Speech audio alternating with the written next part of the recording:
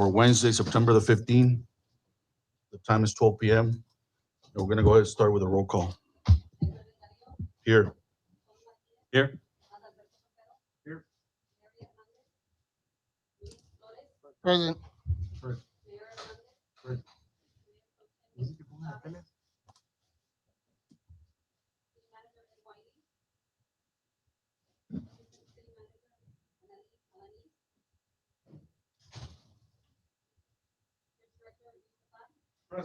Director of Operations, Fred Rowan.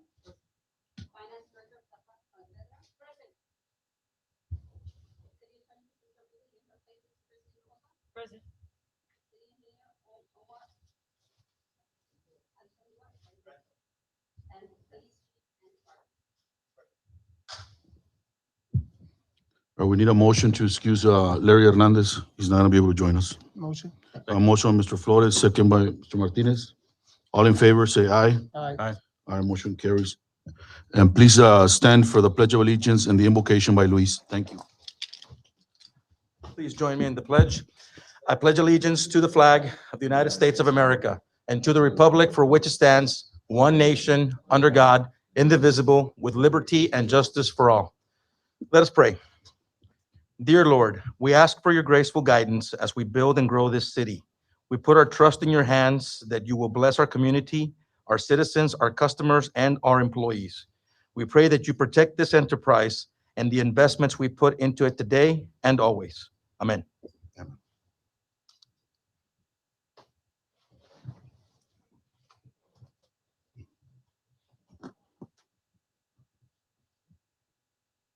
We're going to go to the Director's Administrative Report. And we'll start with line item A, which is the Crossings and Revenues Report for August 2021. Good afternoon, board members, chairman, city officials. For the record, Fred Brown, Director of Operations at the Pharr Bridge. I'd like to present the crossings and revenues for the month of August, fiscal year 2020-2021. Page number 3, we have the cars. These are cars that are traveling from U.S. to Mexico through the Pharr Bridge. For the month of August, we crossed a total of 23,104 cars, which represents a decrease of 16,306, which represents a decrease as well of 41.38%. Also, I'd like to present the crossings from other ports of entry. These are cars that are traveling from U.S. to Mexico. We had Gateway, an increase of 32,139. Veteran Los Tomates, an increase of 34,468. Free Trade Los Indios, an increase of 2,524. The combination of all three bridges, an increase of 69,131, or an increase of 50%. Eagle Pass, an increase of 35,648. Laredo Bridge, an increase of 57,205. McAllen Hidalgo, combination of both bridges, an increase of 77,370. Progreso Bridge, an increase of 5,856. Donna Bridge, an increase of 12,032 vehicles, cars. The Pharr Bridge, again, a decrease of 16,306 cars. Also on page number 4, we have the truck crossings. Again, these are trucks that are traveling from U.S. to Mexico through the Pharr Bridge. For the month of August, we crossed a total of 64,014 trucks, which represents an increase of 4,522 trucks, or an increase of 7.60% for the month of August. From October to August, total crossings at the Pharr International Bridge for trucks, we crossed a total of 657,037 trucks, or an increase of 74,562 trucks, which represents an increase of 12.80% from October to August. Also, I'd like to share with you the southbound truck crossings from other ports of entry. We have Veteran Los Tomates, a decrease of 264 trucks. Free Trade Los Indios, a decrease of 1,252. A combination of both bridges, a decrease of 1,516 trucks, which represents a decrease of 38%. Eagle Pass, a decrease of 2,159, 15% increase. Laredo Bridge, they had an increase of 17,851, 9% increase. Pharr Bridge, we had an increase of 4,522 trucks, 8% increase. Progreso Bridge, they had an increase of 1,824 trucks, 44% increase. The Anzalduas Bridge, they had an increase of 2,902 trucks, which represent an increase of 151%. On page number 5, we have the northbound truck crossings. These are trucks that are traveling from Mexico to the US through the Pharr Bridge. For the month of August, we crossed a total of 55,594 trucks, which represents a decrease of 4,093 trucks, which show a decrease as well of 6.86%.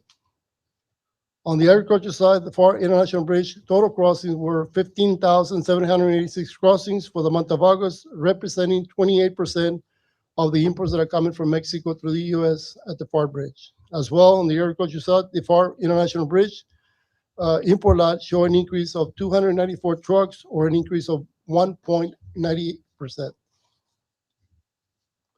On page number 6, we have the combination of both southbound and northbound truck crossings through the Pharr Bridge.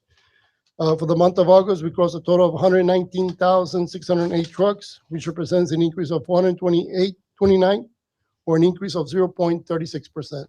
Again, these are trucks southbound and northbound, combination of both sides.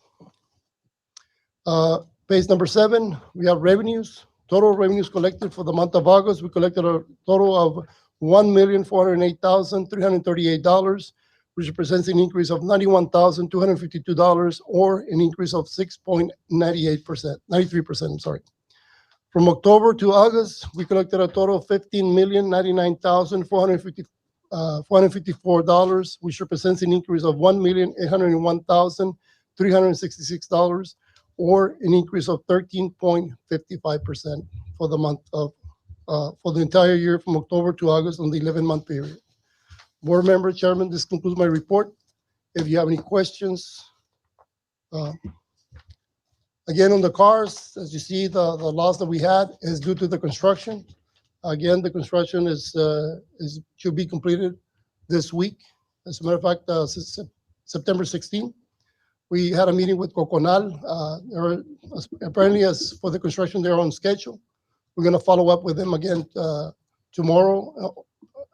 Friday, to make sure that the construction gets completed. Do you have any questions? No, I just have a comment that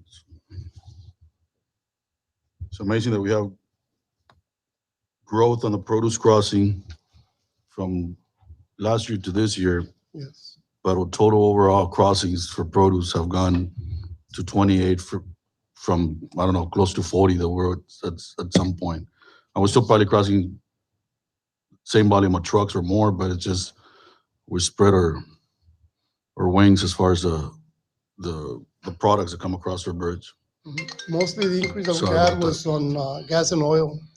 And that's why you see the difference in Brownsville compared to our bridge. But mostly was gas and oil. Thank you. Thank you, Fred. Yes, sir.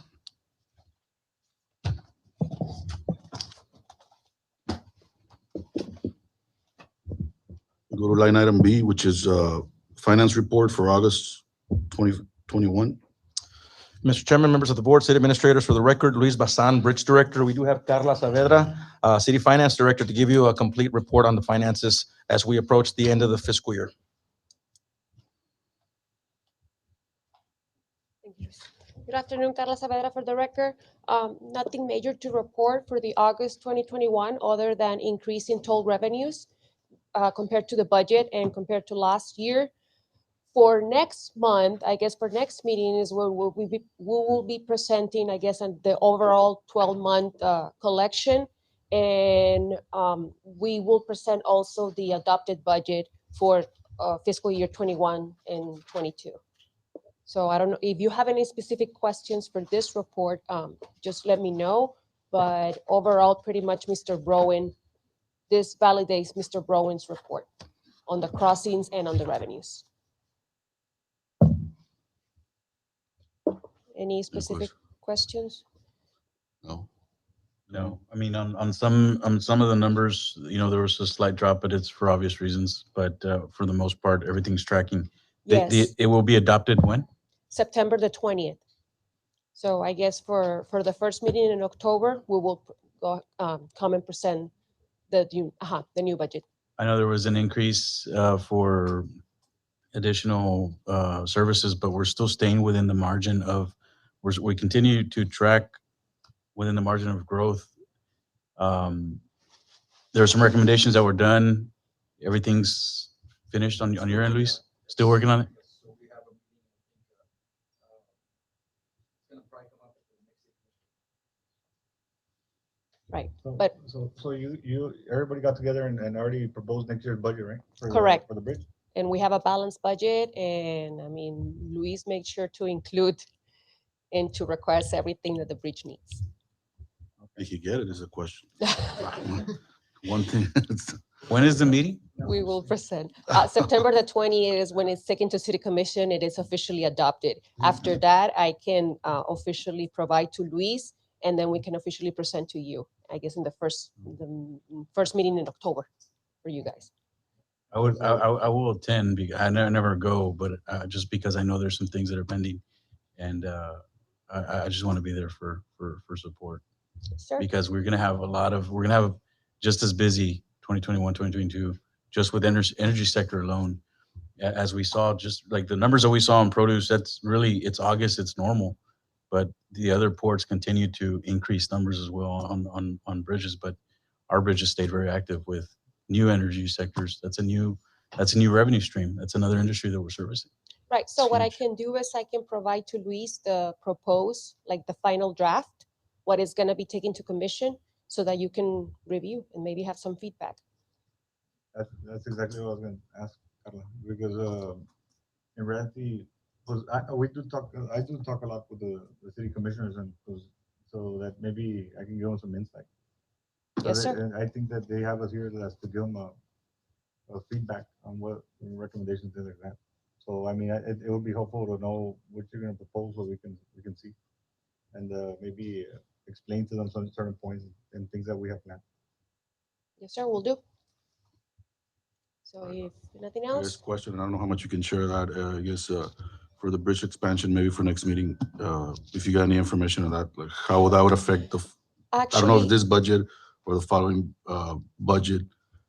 the one thing that I wanted to add in this report, and thanks for reminding me, because I'm gonna add a section of the tracking of the expenses for the construction projects, both on the bridge expansion and on the DAP.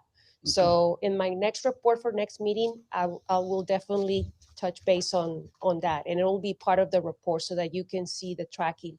That's on the construction side. I don't Right. know if you have more questions on the operational. That's capital expenditures. That's capital which is expenditures. Separate from. Yes, completely from separate. operating Yes, budget, but correct? still, it's, I mean, Right. it's a Yeah, of major course, of expenditure course. right now, big infrastructure investment. So just for you to be informed on how Sure. fast it's progressing I in guess terms of numbers. that, and then part, whatever you can share on, I know big part of it is obviously secure funding for the expansion, to make sure we have everything in track for that on both sides of the border. I mean, for the funding for the construction, the funding is there. Okay. For the construction itself, the money is in the bank already. Okay. So that's not a problem. Okay, We already secured the funding for our portion of the expansion, okay. and yours truly is managing it. Ah. So that's what I'm saying. Like next month, I will provide so that you can see how much has been spent so far. One more comment, real quick. Like on the revenue part here. Yes. You have, last time you commented that almost 98% is from the tolls, right? Yes. Correct? You don't have it separated by like how many axles the truck's crossing? He does. It's because it's been like right now, since you're already proposing the budget and we were talking that issue on the tolls and what's gonna be the rate, because now you're gonna have a construction expense and all that. So I mean, if you keep track the ejes, because you do charge for the eje, right? So if you got a lot of shipments that are being with 3 ejes, that means it's very heavy, some load. So with that, you can sort of kind of guesstimate that those guys are maybe going a little bit overloaded.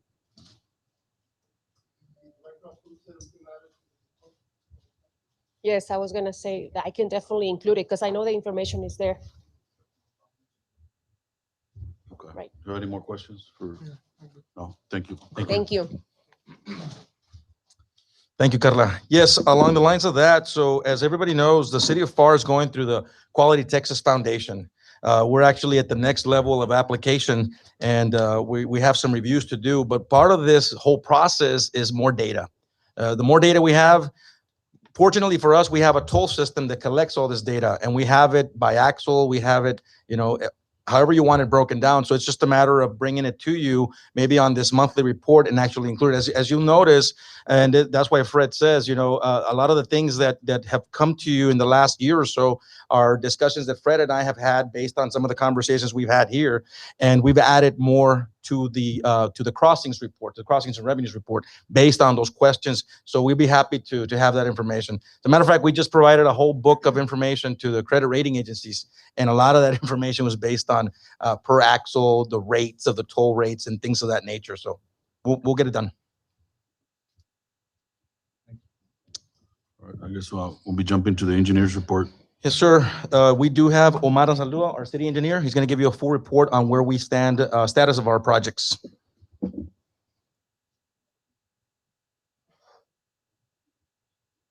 Good afternoon, Chairman, Commission. Omar Anzaldúa for the record. This is just the few projects that we have ongoing. We have a couple construction projects.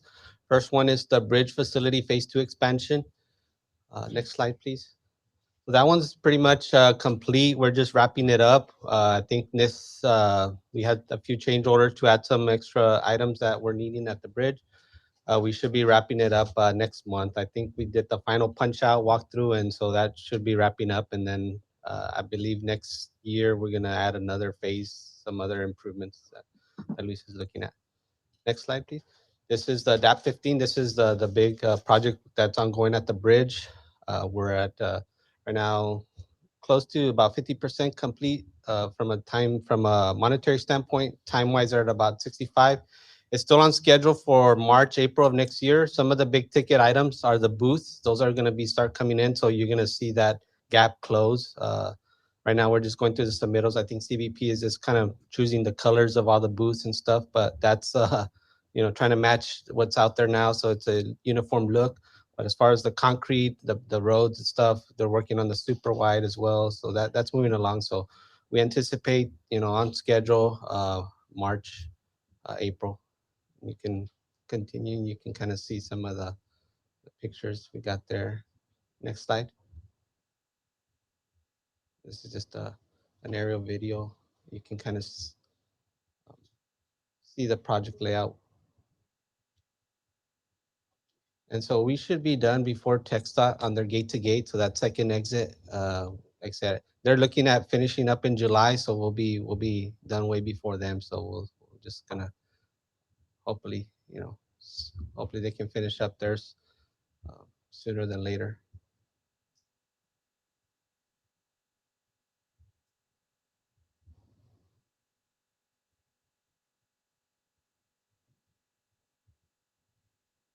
And so you'll see this is where we're going to be adding 2 more booths.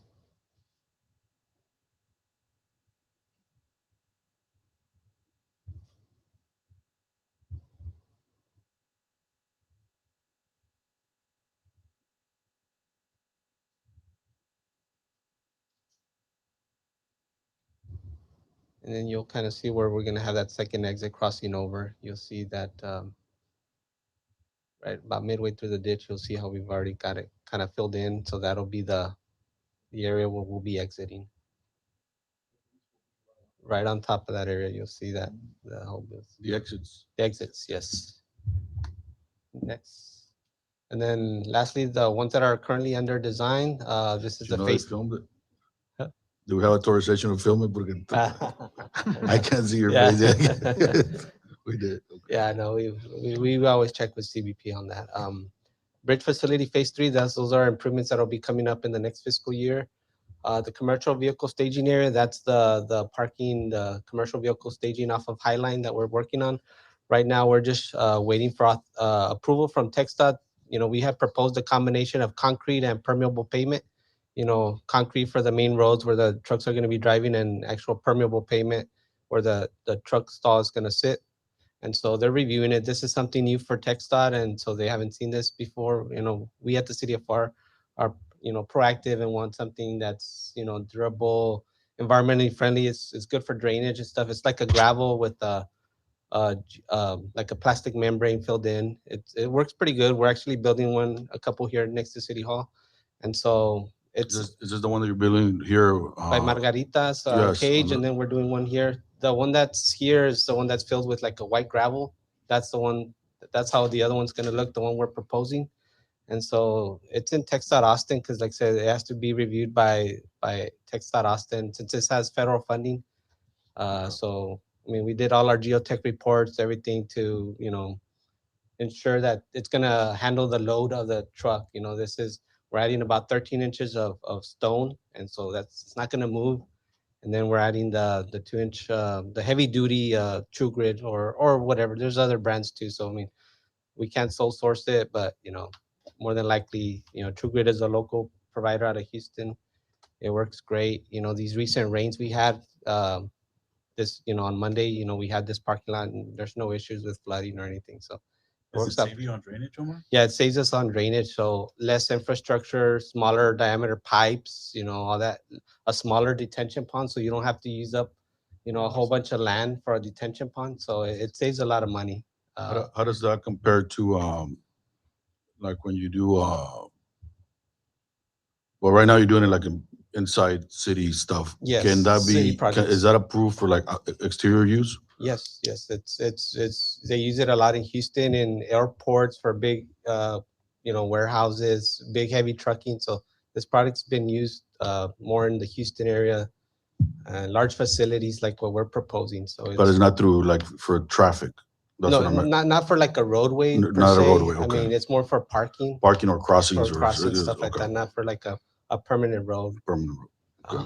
But yeah, so that's what we're, hoping we get an answer soon from TxDOT.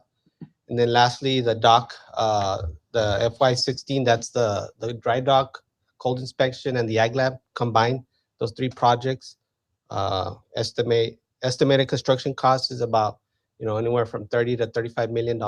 We're getting about 16 of that funded by TxDOT, federal funds, and then the rest we're funding it ourselves. And so that one's almost 100% complete, but we can't go out for bids until this FY15 is done, because then you'll have too much construction going on at the bridge. So we're pretty much ready to go. Environmental should be cleared by the end of the year as well. So hopefully first quarter of next year, this one should be out in the street for bids. And then lastly, the most important one is the second span. We should be getting an AFA, an advanced funding agreement from TxDOT that will allow us to finish up the environmental clearance process, because this is also involves FHWA, since it's a federal presidential permit. It's not just a local type of approval, it gets to FHWA, so we need that environmental clearance. And so TxDOT, we should be getting that advanced funding agreement that allows TxDOT to review and approve the environmental clearance. So we're hoping to get that anytime this, by the end of the month, and then we should be able to wrap up the environmental clearance. And our engineers are moving along with the design. We know where it's gonna go. It's gonna go right next to the other one. Nothing's gonna change. We know the type of bridge. We've been coordinating with Mexico on the heights, where it's gonna be, making sure, dot our I's, cross our T's. So that's moving along. They're still finalizing some studies with IBWC for the impacts of the Rio Grande, making sure that it's not gonna impact the floodplain. So that's moving along pretty good. So I think we're on schedule. Our goal is to have it complete by 2023. So that puts us, getting started early next year. So that completes my report. If there's any other questions regarding any other projects, we're moving Any along. questions? Great job, man. Thank Thank you. Thank you, Omar. Thank you very much, Omar. As Omar talks, and I'm just smiling in the background, if you notice, because when I first got to the bridge back in late 2013, I remember seeing the drawings for the DAT 15 project for the inbound lanes and the exits, and those were just drawings. And I remember I had to go find who the architect, or actually who the design was, or the engineers were at that time. It was another company. And I guess that company didn't want to take on the job or that responsibility. So, we pushed and we pushed, and here we are now today. So thanks to the entire team. Thanks for the commission and the mayor, everybody that's believed in us, and city administration for allowing us to continue on this path, because as we're seeing with the numbers, we continue to grow, and we talk about it every month. The numbers are there. They don't lie. And, what is the economic impact if we do this or not? It's going to be a tremendous economic impact. I think for every minute that you're waiting in line and that the product does not get across the board, it's about $1 million a minute or something like that of economic output loss. So obviously, it's imperative that we continue, as we would like to say nowadays, we're investing big for faster trade. So we continue on that path. So thank you, Omar, again for that very comprehensive report on projects. And then there was a question also on the funding side. So yes, as Carla mentioned, yeah, we do have the funding on the U.S. side. With Mexico, the funding has been guaranteed, and that funding should be in place on behalf of Banobras, Public Works Bank for federal government by November.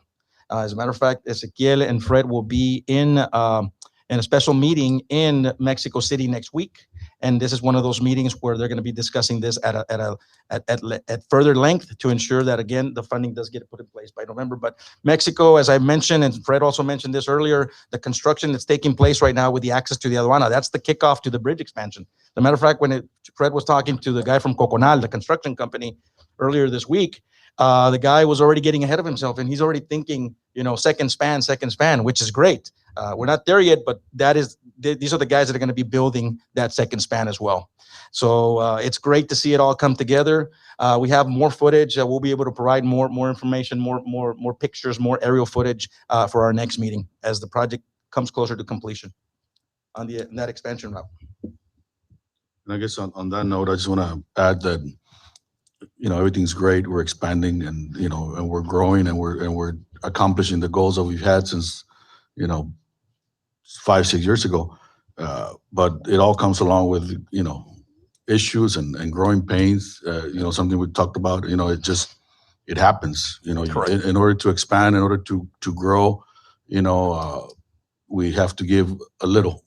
We might have issues along the way that we're trying to work out, and but the end result is what we're after. And it's there's always pains. I got a 14-year-old boy that's growing, and he's always having issues with his knees. And It's a perfect example. yeah, and I'm 45, and I still have an issue with my back trying to get up. It just never stops. But it's just phases that we go through, but the end result, that's what we're after.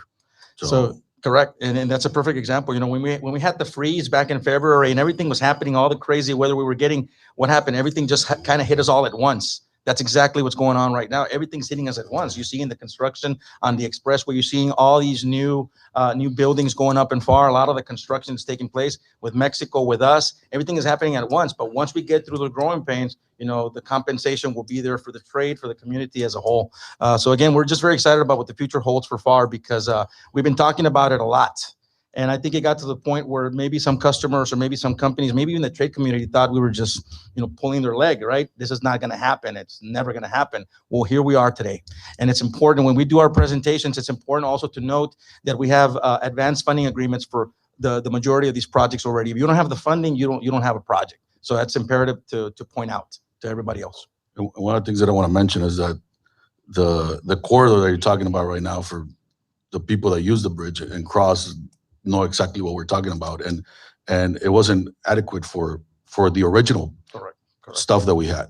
For the original aduana, it wasn't original for what we have, so it was not going to help for the expansions that we were doing. And it's a very important, although it's not within the bridge itself, and it's kind of in a limbo because it's between the state and the federal and the local government on the Mexico side. It's a key link to get everything to work. It doesn't matter if you got 100 trucks, if you can only cross one at a time or two at a time, it's still going to take a long time.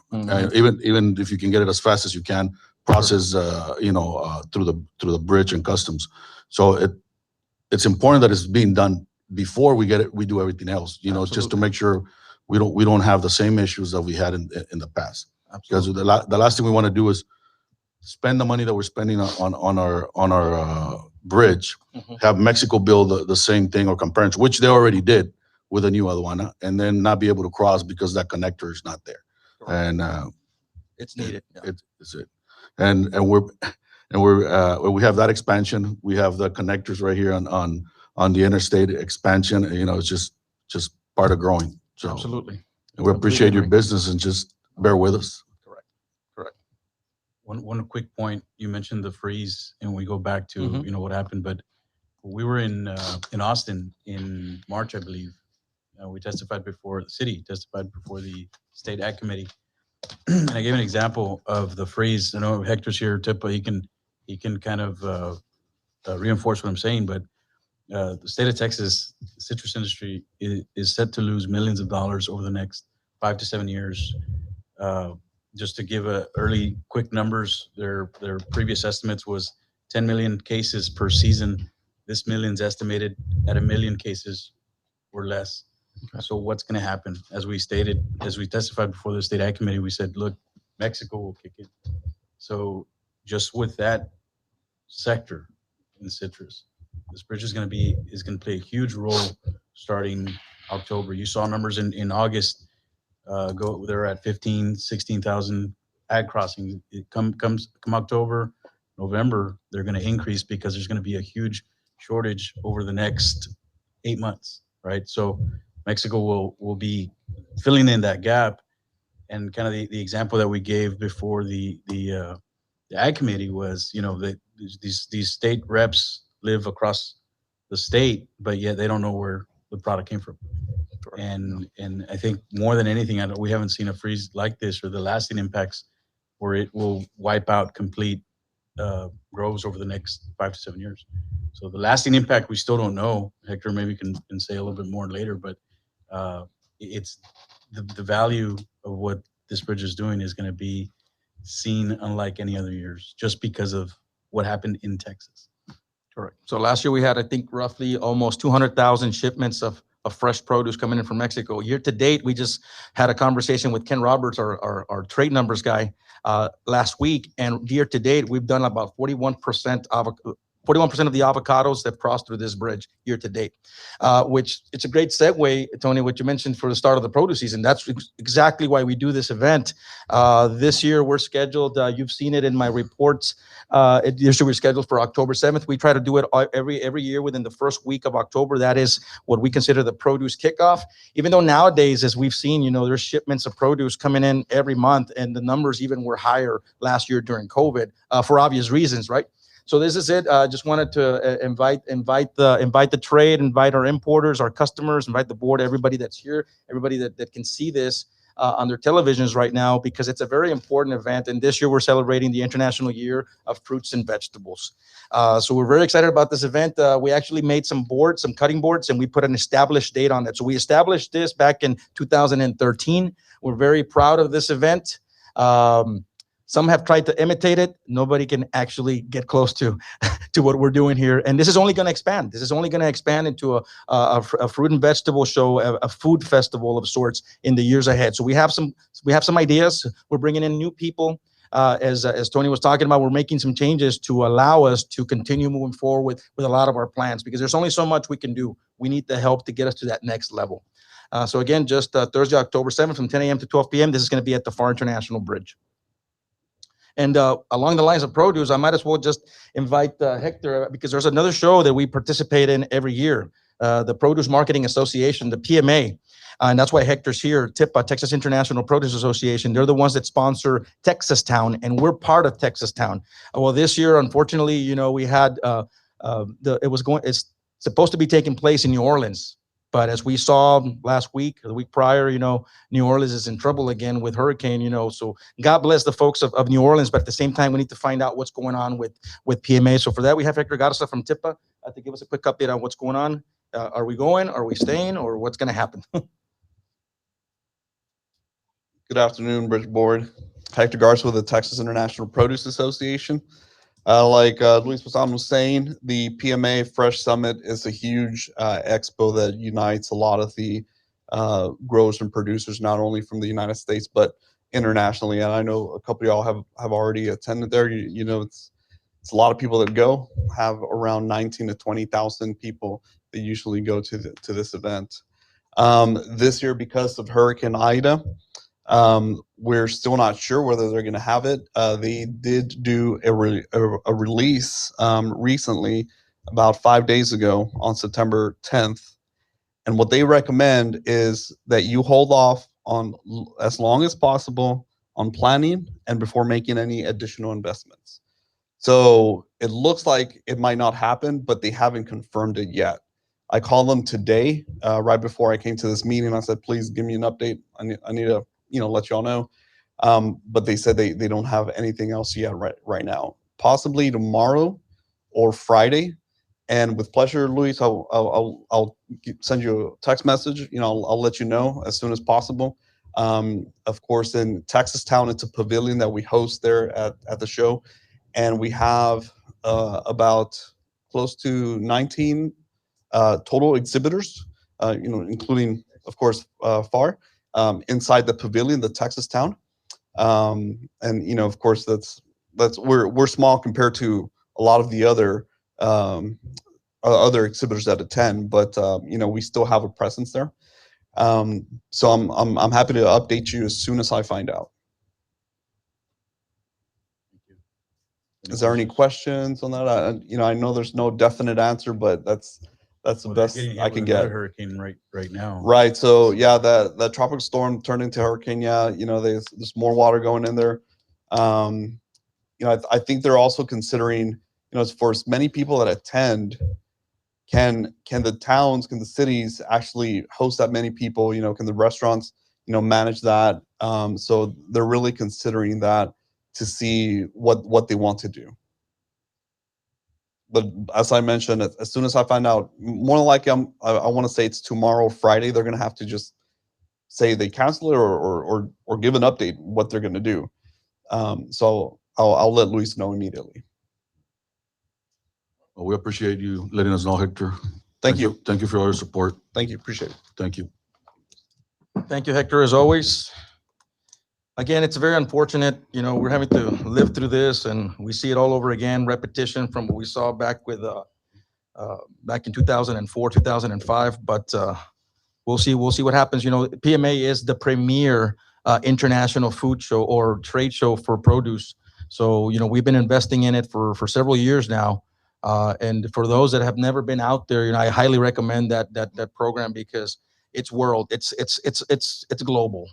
And the reason why I say global, again, we're a global bridge. We're not trading just with Mexico, even though that's the highest percentage. We're trading with 90 plus countries. So it's important to see all the different products. And of course, it gets us closer to maybe some additional market share in the future with additional products that we're not currently crossing through here.